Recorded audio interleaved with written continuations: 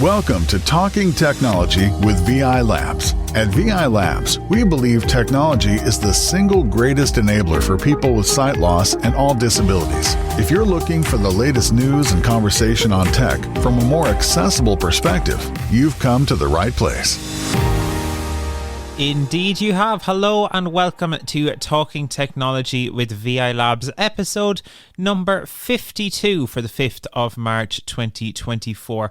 Hope you're enjoying the last few weeks, and maybe you had some snow over the last little while. We had some snow here in Ireland around Dublin over the last little while. I didn't have any snow down here in Cork, but I did enjoy some of the pictures that they were sending down from Dublin. The team over in Vision Sports, they built a snowman in the Vision Ireland head office, and he had a guide dog and everything named Snowy, which was really, really cool. You can check out pictures of Snowy, the guide dog, supporting his snowman over on the Vision Sports social media. Really, really cool stuff. I actually tried using Be My AI, just to ask some questions about this snowman that was in our head office.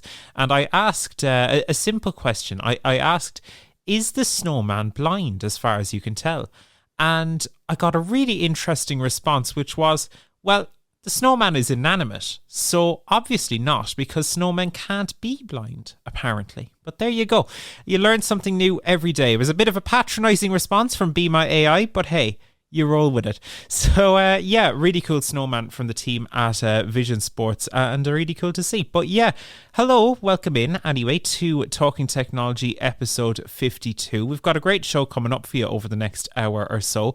We're going to be looking at a really interesting piece of tech, actually, called the Vision Buddy. And the Vision Buddy is a kind of virtual reality headset kind of style of thing. You wear it like a headset over your eyes, and it's got a camera at the front, and it basically magnifies everything around you. It's a really, really interesting product, and we'll have the CEO of Vision Buddy, Zack, will be joining us from the States later on in the show.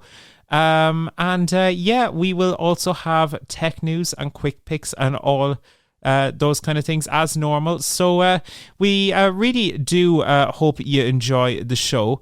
And also, we hope you get in touch with the show too. Here's how you can do so.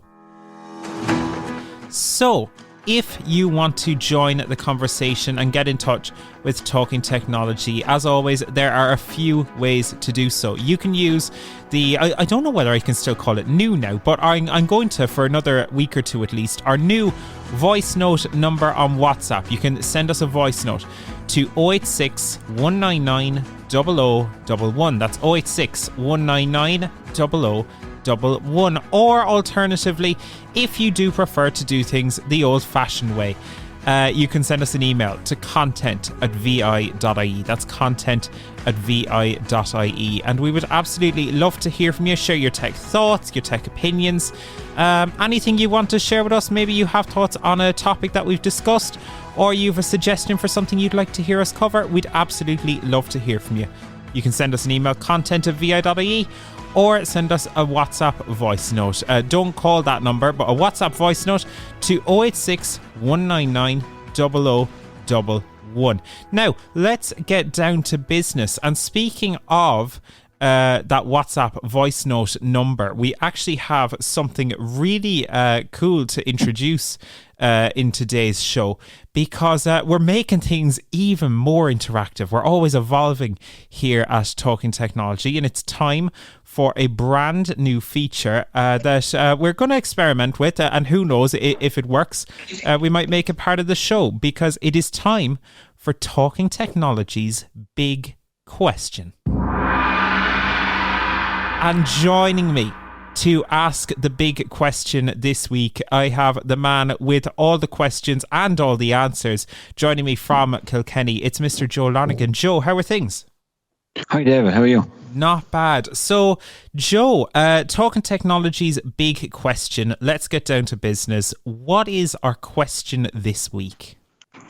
Big question. Well, we were having a think about this, and I knew some people like using smart speakers, and especially the Amazon devices. I won't say the name out loud too quickly, but we heard a rumor that Amazon were thinking of charging for the Lady A service. So basically, when you call out your wake word, you'll be only able to access certain parts of the Amazon virtual assistant.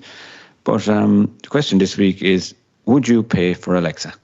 It's as simple as that. Yeah. Yeah, simple as that. So would you pay for Alexa? Because if it was a micro payment or something similar to your payments that you make to likes of Netflix or Disney Plus Amazon or some Prime. of those things, Yeah. are you overburdened with all these subscriptions now at this stage? So would you pay for Alexa?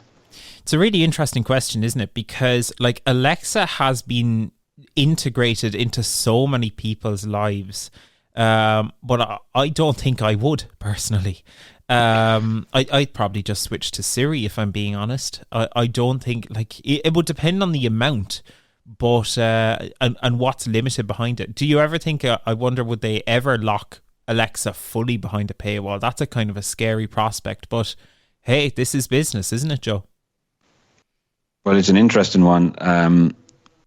But if one company tried to do it, then would the others follow suit and start charging? I can't see Apple charging for their service, because I think they're really, they go through stages where people are disappointed with Siri, and then to go through other stages where they have all the new innovations and everybody's happy again. But they don't seem to be on a consistent roll like Amazon are with their smart speaker. I know they're bringing out some new innovations, the Amazon one, with AI and stuff like that, but it hasn't come out yet, so we didn't get to try it over here in this country. But Google Home is the other version, which are Google Home, yeah. So I don't want to say the commands out too loud, David. We won't setting everybody's get speakers people in off and trouble. knocking them off this show. Yeah, But so Google Home is the other option, and that's probably one of the second most popular actual speakers that sit on your counter, if you know what I mean, or sit on your bedside locker. So I'd be interested to know, if you did start charging a subscription, would the others follow suit? So you could switch from one to the other and then find, look, you're back in the same boat again. So I'm hoping it doesn't go that way, because it is just an amazing piece of equipment for a lot of vision impaired people and blind people. And I think they need to keep it free. And I think they're getting enough subscriptions through Amazon Music and Amazon Prime and numerous other little micro subscriptions that they have included in their services. There you go. Well, so there you have it. It's a really interesting one. I have my thoughts. Joe has his thoughts, but we want to hear your thoughts. Would you... Exactly, David. We want to hear your thoughts. Absolutely. 100%. Your thoughts. That's why we've got the WhatsApp voice notes. That's why we've got the email.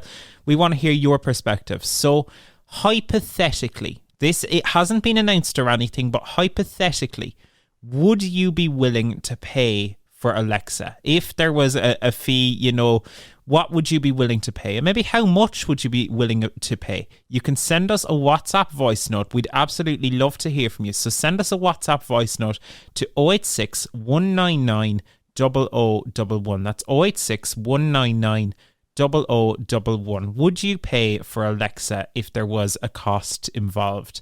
And we'll listen to some of your thoughts in a future episode of Talking Technology. So yeah, absolutely get in touch. Thanks so much for that, Joe. We'll have to wait and see if the Talking Technology's big question becomes a recurring feature, but time will tell. Thanks so much for that.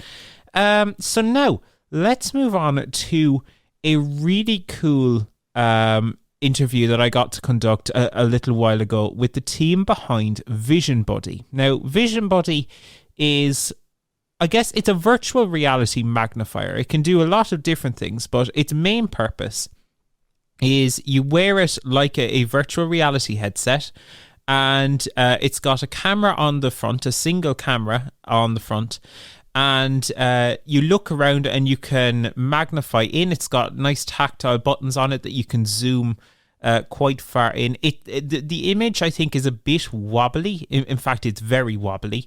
And others who I've had try it around the office here have found that it can be a bit blurry at times.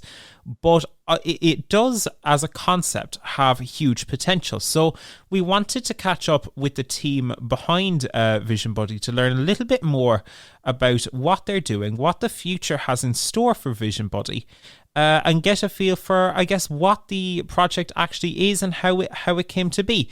So earlier this week, I caught up with Zack, who is the CEO of Vision Buddy, and he told me all about the product. Here's what happened when I caught up with Zack. So joining me now on Talking Technology, I am joined all the way from the United States of America by Zack, who is the CEO of Vision Buddy. Zack, you're very welcome to Talking Technology. How are you? I'm doing good. Thank you for inviting me. Brilliant. Thank you so much for joining us. So, Zack, I guess to start off, do you want to tell us a little bit about yourself and also a little bit about what Vision Buddy is for those who haven't heard of it before? Yeah, absolutely. So I'm the CEO of Vision Buddy. We are based in San Francisco Bay Area, and we started the company almost 4 years ago. And with me, I have two co-founders for the company, Abdul and Daniel. There are both techies and engineers that built the product. A little bit of history. We go back all the way almost 7-8 years when we were involved in a research project that was being done at Johns Hopkins. And what we were trying to figure out is that a VR headset, can it be used by people with low vision? And we did some testing and trials, and we found out that yes, the VR headset helps a low vision person improve vision 6 times. And the reason for that is because of the field of view. So a VR headset, and a VR headset is virtual reality headset, has a large field of view. Usually these products have a field of view anywhere from a 70 degree all the way to 100 degrees. Vision Buddy has a field of view of 100 degrees. The other thing that came out of the research was that it is really visually satisfying for a low vision person to have that display screen really close to their eyes. When the screen is really close to your eyes, you're able to see much better. So based on that research, we went ahead and launched Vision Buddy. Our version 1 came out in the early 2000s. Since then, we have launched 3 versions, and I'm excited to announce that our version 4 is going to be out in the next month or 2. Brilliant. Yeah, I'm really looking forward to chatting a little bit about the 4th edition of Vision Buddy in a minute. But I guess let's start with where things are currently. So I here have a third generation of the Vision Buddy. I've been able to try it and play around with it. And basically, I guess you can wear it like a VR headset. Like I'm sure some listeners may be familiar with stuff like the Meta Quest or the Vision Pro, things like that. But this magnifies everything that is in front of it. And it has a lot of other features as well. So do you want to tell us a little bit about some of the stuff that the current Vision Buddy can do before we chat about the new one? Yep, absolutely. So the Vision Buddy 3 does a few things. First, it has a camera, and that you can use that camera to magnify things around you. You can look around you. Let's say you're looking outside the window. You can look outside and magnify on things. Inside the house, you can use it to magnify on, let's say, your thermostat or your microwave buttons. You can also look at your loved ones' faces. You can look at your pets. So everything you look at, you have the ability to zoom in further. It can go up to 10x magnification, but most of it is digital magnification. So it works really well up to, I would say, 5 to 6x magnification. After that, it can get a little pixelated. So magnification is one part. The other part it does really well is that you can watch TV with it. Now, traditionally, some of the other products on the market, they ask you to look at your TV screen using the camera they have. We took a completely different approach, and we are the only ones doing it this way, is that with the headset, you get a transmitter or a small little hub that you can connect to any TV setup. And what the hub does is that it transfers that video directly inside the headset. Now, the advantage of that is that when you transfer the video directly inside the headset, you have the ability to zoom in further on the video without losing the quality of the video. So it is as if you're sitting in front of a movie screen in the front row, and you can pan your head around and you're surrounded by the screen and you can see it much, much better. So that's the second thing it does. The third thing it does really well is for reading. So you can use your Vision Buddy to read. It has a black and white mode. It also has a couple of other filters to help you read. It can also read it out loud to you. So we have an OCR mode in there also. And the Vision Buddy 3 can also be connected to an external camera, like a CCTV mini camera that we call. And if you are a lot into reading, and you don't want to, use your headset to read, you can connect it to a camera, and then you can just relax in your chair and move the book underneath the camera, just like a CCTV, and the image gets projected onto the headset. And the last thing it does is that, very similar to the CCTV mini camera, you can also connect it to a computer. So when you connect it to a computer, now you have this big, huge screen in front of you that you can read your emails, you can browse the internet, you can watch videos off of your laptop or your iPad. Something that really interested me about Vision Buddy the first time I tried it, well, there were two things. Firstly was that it was quite well built, but also it seemed like it had been built specifically for people who have sight loss. Like, it has quite tactile buttons. Yep. It was quite easy to, find switches and stuff like that. Is this all custom hardware? So we do have, yes, you're absolutely right. This is built for people with low vision. This is not your typical off-the-shelf product that you can get and use. There are two key components to it. The first component is the hardware, and the second component is the software part. So on the hardware part, we have a partner that builds VR headsets. They're very well known to build really good VR headsets. So we have partnered up with them to give us the headset we need. So we get this headset from our partner. And once we receive the headset, then we basically install our software on it. Now, our software is the key component to all of this. Our software is designed for low vision. It has been designed in such a way that it is really easy to use. And there is a lot going behind, in the back end that the software is doing to enhance that image, to enhance that quality, to have that autofocus, to make sure, to have that large field of view, to make sure a low vision person gets the best image quality that can be done through a headset. So we work with a partner on the hardware side. Software is completely our software, and we have enhanced the software over many years to make it, fit the needs of a low vision person. There are going to be other headsets, on the market, like, things like the Meta Quest or the, Vision Pro or different devices like that. Is there a plan down the road that maybe something like, Vision Buddy software could exist on those hardware devices that, people might have in the house already, like, especially if we look at something like Vision Pro, it's one of the first headsets to have voiceover built in. Is something like Vision Buddy going to eventually come to those platforms, do you think? Yeah, absolutely. Our software can be installed on any headset out there, but we are very careful in making sure that we release the software on a headset that meets the needs of our customers, and that is good enough for our software to have it.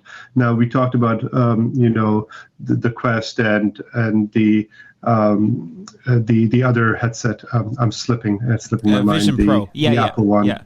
Vision Pro, yes. So we've tested these headsets out. Now, the one limitation that these headsets have is that their camera quality is not good. these headsets usually have a fixed focus lens. And since it is a fixed focus lens, the magnification on it is not good. And these cameras are designed for AR, that means augmented reality type of stuff. So it can, record your hands and just, keep your hand gestures and just kind of see what objects are around it. They are not designed to be zoomed in on an object. So that is one of the biggest limitations of these headsets. And we know our customer base, people with low vision, require an extremely powerful camera for them to see around and zoom in and take use or, take advantage of that camera to use to help them in day-to-day lives. But if there is a headset that comes out with an extremely good camera, powerful camera, then yes, we can easily install our software on that. For sure. So let's move on then, because the Vision Buddy that I've tried is the Vision Buddy 3, but you're coming out with the Vision Buddy 4. So do you want to give me an overview of kind of some of the changes and where these changes have come from, I guess? Yeah, absolutely. So the Vision Buddy 4, the two main changes that we have in it is that we have improved the camera, and we have come up with an app, a mobile app or a tablet app for the headset. Now, the changes came from our customers. We got a lot of feedback from our customers, also from some of the doctors that we work with, and also the advancement in technology. When Vision Buddy 3 was available, that is the best hardware on the camera we could leverage to use. Now we are working with Sony, and Sony has a really powerful 16 megapixel AI-driven camera that we're using in our new headset. Now, what this does is that this gives even more magnification, even more better image quality compared to our Vision Buddy 3. So a low vision person can put this on now and would be able to see much better, whereas with Vision Buddy 3, you could, like I mentioned, that your magnification was good maybe on 4x and 5x, and then there was pixelation. With Vision Buddy 4, you can zoom in up to 8x, 9x, and the image quality is still really good to see. So that's a big leap that we took on the new camera. And on the other hand, the other big thing is the app. Now, the app is really interesting. We gave it a lot of thought, and we found out that there are a lot of people that would like to make adjustments to their headset and make custom adjustments. And these adjustments are extremely difficult when you try to make them inside the headset. So we have this companion app that you can install on your phone or your tablet, and you can customize your headset by changing the different settings on it. And we know different people have different eye conditions, and some people like the headset to be bright with high contrast. Others may like it to be a little dimmer with low contrast. That's like maybe macular degeneration versus people with retinitis pigmentosa. You also have people that want a large field of view with people with central vision loss. And then you have people with like RP, with peripheral vision loss, that would want like a smaller field of view, but they want to see everything around it. So you can do the magnification of the image. So all these settings can be changed from the app. And the app also helps maybe a family member to adjust the settings for their loved ones. And once the settings are changed, you can play around with it. Once you have the best settings there, you just save it, and it takes effect inside the headset, and it just remembers that setting. We've seen around things like, especially around things like OCR and stuff in recent times, that there's been a move to use AI a lot in these kind of areas with tools like Be My AI and Seeing AI and stuff like that, adopting things like the ChatGPT tools and so on. Is that something you could see being integrated into Vision Buddy in time now that you're kind of moving to that more connected approach with the app and so on? Yes, absolutely. So that is one of the reasons we chose the hardware and the software that we're working on. That was one of the main reasons we chose the AI camera from Sony. It is a very capable camera that has its own processing unit as far as AI is concerned. So, for example, the Vision Buddy 4 will have an edge detection technology, which is already built in. And what it does is that kind of highlights the edges and the corners, and it kind of gives you a bigger, much better contrast as to where things are. It's really helpful for a low vision person. And we can do this because now we have the AI camera. We know and we understand that things are going towards AI, and we can leverage that technology to help people with vision loss. Some of the other things that we are working on and in future releases of software would be hand gestures, facial recognition, object recognition, and some of the stuff that the Seeing AI is already doing. Now, the biggest challenge is that making a software that is easy enough for a low vision person that is not that much tech savvy to use. There are products out there that are AI products and they do a lot of things, but unfortunately, they are not designed for people with low vision in mind, and they're also not really designed for people that are not that tech savvy.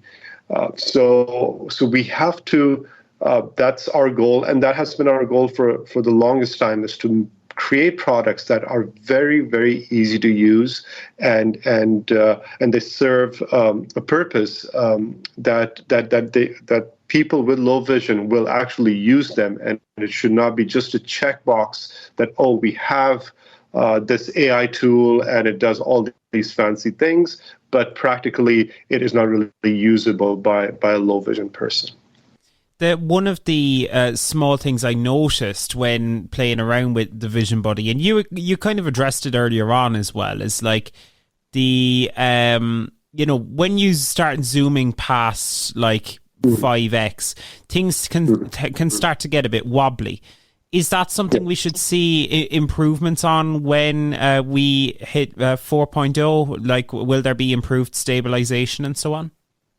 Yeah. So the the Vision Buddy 4, absolutely, there is a great amount of improvement as far as the camera is concerned. And you're absolutely right, that in the older versions of Vision Buddy, when you zoom in too much, you see pixelation, a little bit of wobbliness there.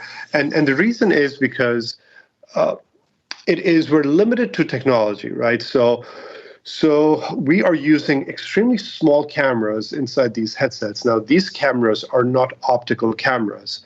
There are all digital cameras with a very little bit of optical magnification. So we're limited to those cameras. And we have to leverage the software side of things to make things better. But as the quality of cameras are improving, we have better cameras now. Like I said, we're using a Sony one right now. So that really helps us improve the magnification aspect of it, improve the image stabilization aspects of it, so we can really have a better image that we can give to our customers. Where do you see Vision Buddy in, say, 5 years' time? If we look down the road, where do you see the product evolving, and how do you see it changing as tech moves on?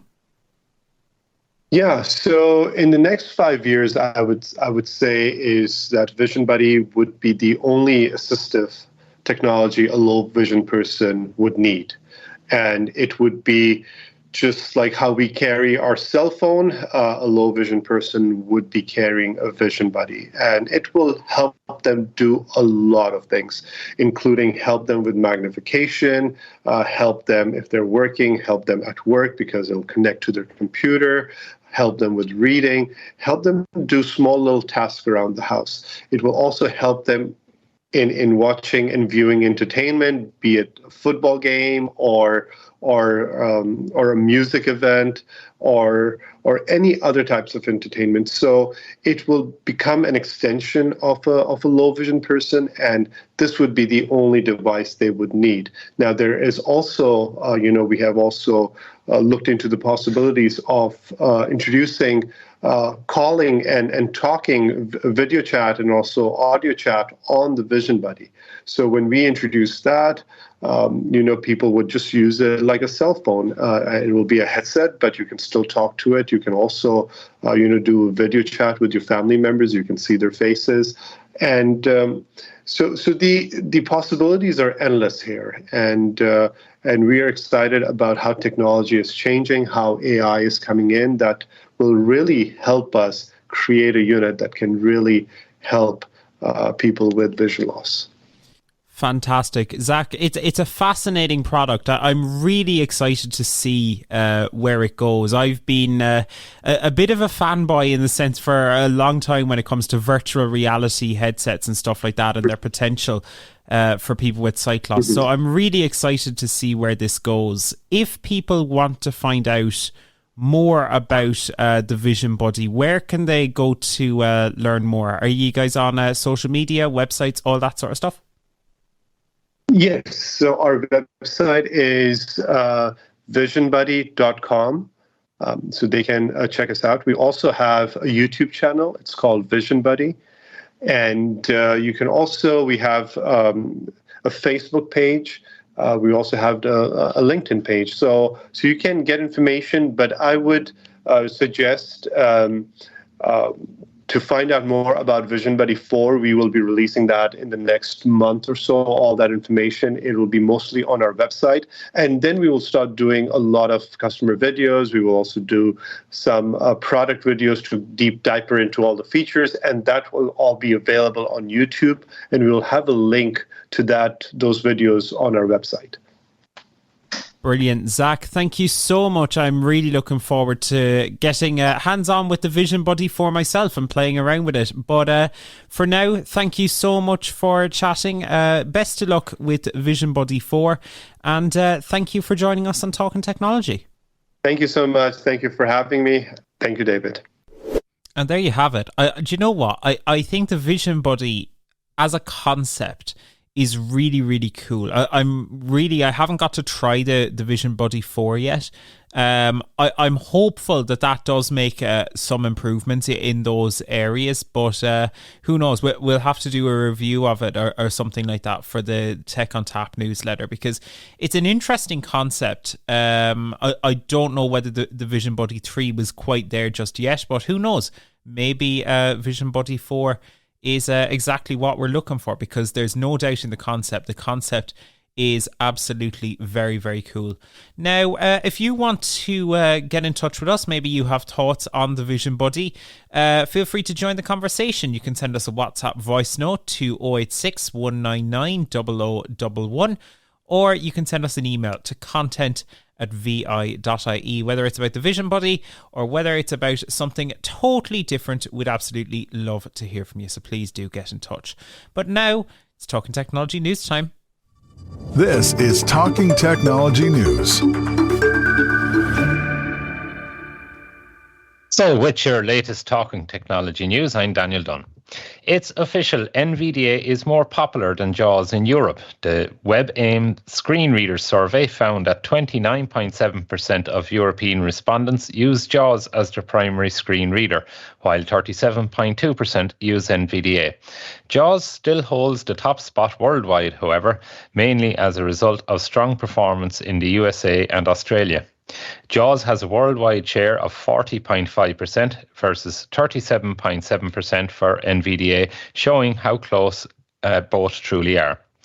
65.6% of users say they commonly use NVDA compared with 60.5% commonly using JAWS. In a fascinating stat, more people commonly use Orca for Linux than ZoomText Fusion, but the numbers using Orca as a primary screen reader are tiny at just 2.4%. We will have more coverage of the survey in our Tech on Tap newsletter this Friday, so stay tuned for that.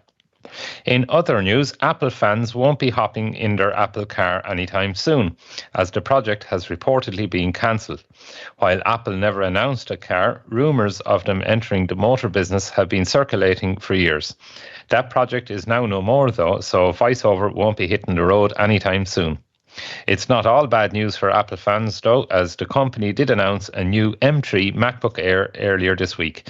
There are also other device announcements expected in press releases on the Apple website over the next few days, including a new iPad Pro and small rumblings of an updated iPhone SE. Time will tell as far as all that goes, but one thing's for sure, that shiny new Apple motor is looking less and less likely by the day. Finally, for now, ChatGPT has a new read aloud feature for its responses. Users with the ChatGPT iOS app can hold on a message and a menu will appear with an option to read aloud. If you tap the read aloud function, a mini audio player appears, allowing you to play, pause, fast forward and move back. You can choose from 5 different voices, all of which sound relatively decent. Here is a sample of the default voice called Ember. Daniel's news reading skills are so extraordinary, it's like Morgan Freeman decided to narrate the story of our lives through the daily news. Imagine waking up every morning, coffee in hand, as Daniel's voice, smooth and captivating as a buttered jazz tune, fills the room. You'd half expect to turn around and find God himself giving you the weather forecast. Listening to Daniel read the news, you'd think each headline was an epic tale, destined for the history books, even if it's just about the local cat stuck in a tree again. Truly, if Morgan Freeman's voice is the soundtrack of the universe, Daniel's is the breaking news alert we all need, making every story sound like an Oscar-worthy screenplay. Daniel, thank you for being truly one of a kind. Your unique talents light up every news story like stars in the night sky. This new function may be of benefit to those with low vision that might not rely on VoiceOver as much. This feature complements the ChatGPT voice feature that we've covered previously and will hopefully benefit lots of people. But that's it for now. If you want more news like this in your inbox every single Friday, please be sure to sign up to the Tech on Tap newsletter available on vi.ie. But for now, it's back to you, David. Thanks, Daniel. How do you find that AI voice complementing your news reading skills there? I want to know what you fed that machine to come out with all that. I'll tell you now. I literally just asked it to give an enthusiastic praise to a newsreader named Daniel, and that is what I got back. And yeah, it's pretty good though, and the voice is pretty good too. It's quite expressive, which is great compared to like some of the. Like, do you remember like some of the older ones that were just some of those old sappy voices, like, and to compare that with where we're at now, it's kind of crazy, isn't it? Absolutely. No, the quality of audio feedback from some of the services out there are fantastic. In particular, anyone who uses the Microsoft Edge browser, the read aloud voices and that are very good. And I suppose just maybe a small bit extra, news extra, if you want to call this. But if any of our Irish language enthusiasts out there using the Microsoft Edge browser, the Orla voice in Microsoft Edge will read back Irish text perfectly. And I've ran it by a couple of Gaelgoers who says, God, that's very, very good. So yeah, it's brilliant to see all these voices coming on leaps and bounds. So it is. And that's very topical, Daniel. This is Shocked in the Irish. Shocked in the Gaeilge. Yeah, there you go. Irish speaking week, isn't it? Yeah, it is. Absolutely Irish speaking week. So, yep, there's our little hot tip to the Irish language for this special week. And you know what? That actually genuinely has a huge impact, because I remember even back in school doing, you know, stuff like the Shrap Pictori and stuff like that. And you'd be there like, and I remember just the teacher, you know, was absolutely fantastic. She wrote these brilliant notes and stuff like that. But like reading them with voiceover, like it was not happening. So No. that is genuinely huge for people in particular who are in school, but also those who may be speaking the Irish language day to day. That's a really great piece of information for Seachtain na Gaeilge. Thanks for that, Daniel. Yeah, it is. And I suppose just if anybody wants to know how to do it, if you're a laptop user, go on the web, let's say go to RTE News Nuacht, look for the Nuacht section and, open up an article there, hit Control-Shift-U on your keyboard and it'll automatically start speaking that Irish text in a voice that's very expressive, just like what we went through. But, the words will be spot on, as you hear them, as they are intended to be spoken. Good, Daniel. Do you speak much Irish yourself, Daniel? I'm afraid I'm not very good. A couple of words here and there, but nothing fantastic. No. There I was. I was going to get you to do the Talking Technology Nuacht das Gaeilge, but we'll have to leave that for someone else. We'll have to we'll leave that maybe till next year. Yeah, absolutely. Give you a little bit of time to practice there on the Duolingo. But yeah, Daniel, thank you so much for that. Joe, the Apple car, are you disappointed to hear that it has been cancelled? How do you feel about it? Yeah, well, I suppose I'm disappointed. I would have loved to have hearing how that would have went when they would have got that far. I believe there was some innovations in the background, but for some reason they have abandoned the idea. There was never any official announcements made or anything like that. Just we've heard on the grapevine now it's abandoned. But I don't think I would have ever been able to afford it. I couldn't imagine that it would be under 100,000 euros, put it that way, David. So I think we'll have to wait and see will Elon Musk or Tesla make us another version of self-driving car that. Well, look, we'll also have to wait and see. Will the NTMA over here in Ireland, National Transport Agency, will they make self-driving cars a viable option in Ireland? How will we navigate all those cows on the back roads, David? That's what I'd love to know. Yeah, it's a truth. They'd have to build a specific AI model for Irish cattle, I'd say, Joe. It would be cool though. We had an article in the newsletter recently looking at Waymo, which is one of the services in the States there, and they're doing some really cool stuff. And interestingly, the cars do speak to you. And they will kind of guide you along from the point you get in, and you can even change your verbosity settings in an app and everything. So there is cool potential out there. Who knows what the future will bring? It's definitely something that's going to happen in the future, and it is, as you said, it is happening in certain places right now. And you can prove this by even googling up some YouTube videos on the topic. So Waymo. I like the sound of that. I'd love to see things like that come to this country. Anything that can make people more independent travelling. It's not great having to depend on people to give you lifts here, there and everywhere. So look, I know it's a long way down the line, but we live in hope, David. Daniel, would you get in a self-driving car? At the moment, probably not, but I'd say give it another while. The technology is getting there. It's probably not fully there yet. I think there probably needs to be some sort of road guidance infrastructure, added to roads in order for this thing to function correctly. And then I suppose every car would have to have some sort of onboard GPS computer, all working like nearly Google Maps, that are all spaced out perfectly and all that. But I think it will get there. They'll probably need to come up with some sort of system that the cameras can identify the edges of the roads correctly. It's grand looking at all these concepts, to drive them on big city roads in America and things like that. But I think if you get out into the boreens, where there's the grass strip going down the middle of the road, how is your car going to navigate that so successfully? Yeah, it's going to be interesting. I don't know why, but my brain there for a second, went to like Navi-Lens codes. That technology, who knows? Maybe our cars of the future will be powered by technology that was originally designed for people with sight loss. You'd never know. Very good. Yeah, could be an interesting one. Anyway, folks, thank you so much for that. If you want to get in touch with us regarding any of the topics in this week's news, or maybe if you want to, maybe you'll be getting one of those really cool new Apple products if stuff has been announced. Only the Macs, the new MacBook Air has been announced at this stage. And that's getting an upgrade pretty quickly as well. It hasn't even been a year since the M2 MacBook Air was released, but hey, they're getting an upgrade pretty quick. So maybe you're getting one of those new Apple products that have been announced. Be sure to share all of that with us in a voice note, 086 199 0011. But now, let's do some quick picks, shall we? It's time for VI Labs Quick Picks.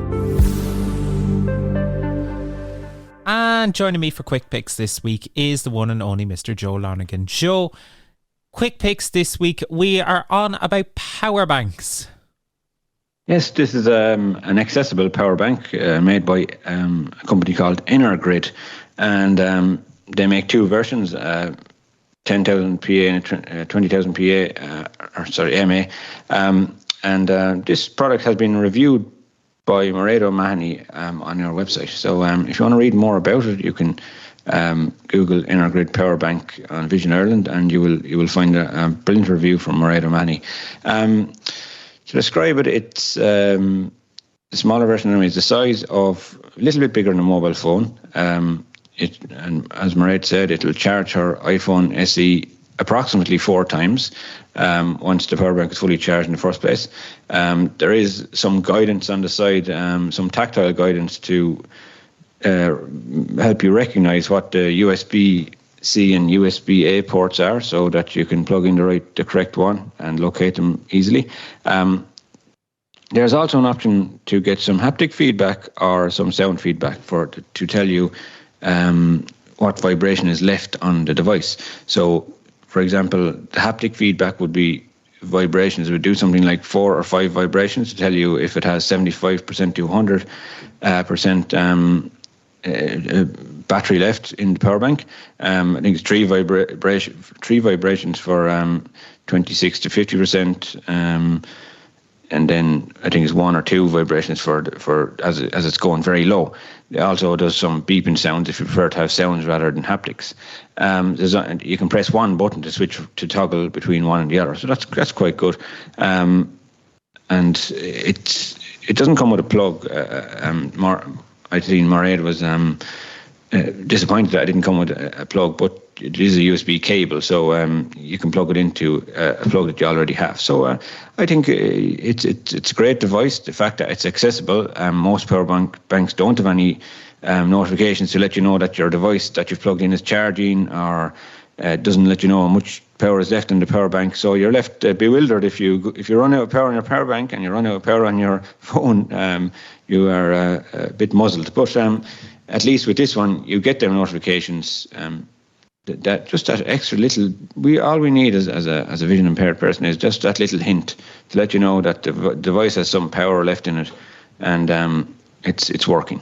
Absolutely. And I don't know, is he there, but JP, our boss, was talking earlier on in one of the meetings we were having, that with the snow and all that in Dublin over the last little while, they lost electricity. So having something like a power bank just in those moments, or as you say, just being caught out and about, Joe, when you're traveling or whatever, it can be a really awkward one when you're just like, you're suddenly caught and it's like, what are you meant to do, you know? Exactly, David. And you know, we've had a list of storms, an alphabet of storms, you could say, literally in the last year. So and there has been 25-30% of homes without electricity at certain stages. So yeah, it's great to have a power bank in the house, especially us VIs here. We depend on our devices a lot nowadays, you know. So it's good to have them charged and have that backup, especially for even emergencies and things like that. So it's great. I also must mention we actually sell it on the Vision Ireland website, and the lower version, the cheaper version, is €92, and the one that holds more power, the bigger version, is €116. Yep. So that's it's reasonable enough for something that has accessibility installed. I know you can buy power banks probably have as much, if not more power, but they have no accessibility options, and they're between, we'll say, I've looked up the price of them, between 45 and 75 euros. But at least, look, we always need that extra little help in hand just to give us that hint that there's some power left in our power bank, and I think this is a good option. Absolutely. Murray did mention as well, I think, in that review, if I recall, that the tactile indications on it, they're not braille. So if it's braille that you're looking for, they don't actually have braille on them. I think Murray was somewhat disappointed by that a little bit. But all in all, they sound like a really good product. And one that, like, I would be tempted to get myself in some respects, because like it is just out and about. It can be really handy to have, because so many of these power banks indicate with lights, which is of very little use to me, to be honest. So really cool feature. I think there is lights on this as well, but obviously they will suit somebody that has some low vision. But the main features on this is haptic, vibrations, and sound. So that's all good as far as anyone that has a sight issue. Absolutely. And just those prices again that Joe mentioned, you can get them on the vi.ie shop. If you go online to vi.ie, you can use Apple Pay and everything to pay and check out there if you want. The smaller one is €92.25, and the other one there, that the 20,000 milliamp hour, that's a decent size too. For a power bank, in fairness, it's a 116.85 if you do want to get that, 116.85 for that bigger one. Joe, thank you so much for telling us all about that. Another quick pick that we have this week is the tile trackers, Joe. We don't sell these, I don't think. But we don't sell these, but they can be easily bought online. They're made by Google, as far as I'm aware now, or Google has some investment in them. I didn't know that. Tile trackers have very, it might be made by Google, but I know they had something to do with it. But tile trackers are very handy devices if you don't want to lose any of your common items around. For example, there is one out now that's like a credit card. So you can put it in your wallet. So if you're one of these people that throws down the wallet somewhere in the house and you can't find it as you go out the door, you can go into the tile tracker tile app and tap on the particular wallet card tracker and press find, and it lets out a nice loud audible sound, and you'll be able to find your wallet as long as it's in the house somewhere. Absolutely, within distance. I actually got to try. We were in Dublin there the other day, and I was shown the Tile Slim tracker. That's the one for the wallets, and I was really impressed actually by like how slim it is, and just like it genuinely it would pass as like being a credit card. It's maybe like a credit card and a half. But in terms of its thickness, I guess I should say.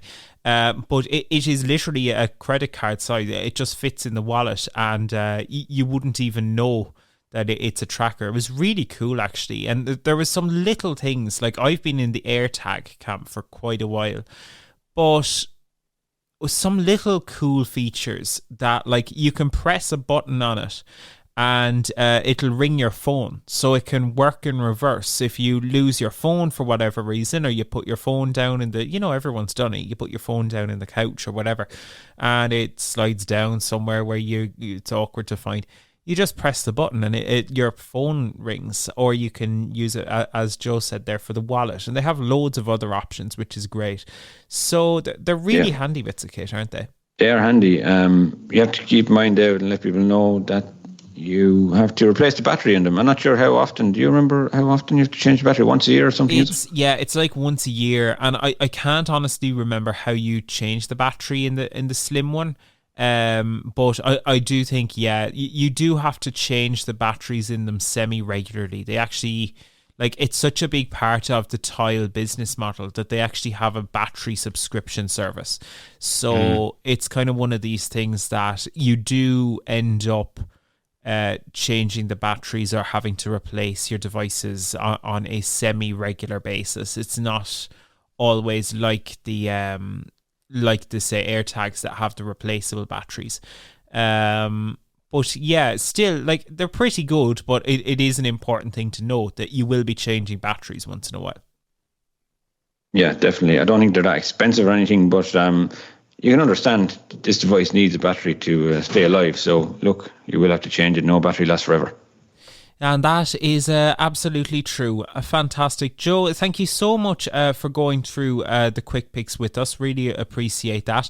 And with that, I think that is about our lot for this week. We will be back in 2 weeks' time for some more Talking Technology as well, which we look forward to already. We haven't even finished this one and we're already looking forward. So, hey, if you do want to get in touch with us, maybe you do want to answer that Talking Technology big question. This week's question, of course, once again, was, would you be willing to pay, hypothetically, would you be willing to pay for Alexa? We'd absolutely love to hear from you. You can send us a WhatsApp voice note at any time to 086 199 0011. I cannot stress it enough. Please don't call that number. You won't get through anywhere. You'll just hear a message that tells you to leave a voice note because we can't get the audio any way you do that. So please don't try calling us on WhatsApp or calling us by phone. You want to leave a WhatsApp voice message or a voice note. The button to do that, it's located down in the bottom right of the WhatsApp interface, and it is labeled with voiceover and so on. So you should be able to find that there. And the other way, if you want to get in touch with us as well, is to use content@vi.ie, the good old email, content@vi.ie. So yeah, we would absolutely love to hear from you. And we might play some of your voice notes or read your emails in some of our future shows. But for now, thank you so much for listening. Be sure to subscribe to Talking Technology wherever you get your podcasts. Be sure to check out the VI Labs Accessibility YouTube channel. We'd absolutely love to see you there as well. And we'll have some really cool videos coming up on that channel as well over the next little while. So be sure to subscribe over there too. But for now, that is it. Thank you so much for listening. And we will see you in the next episode of Talking Technology with VI Labs. Have a good week.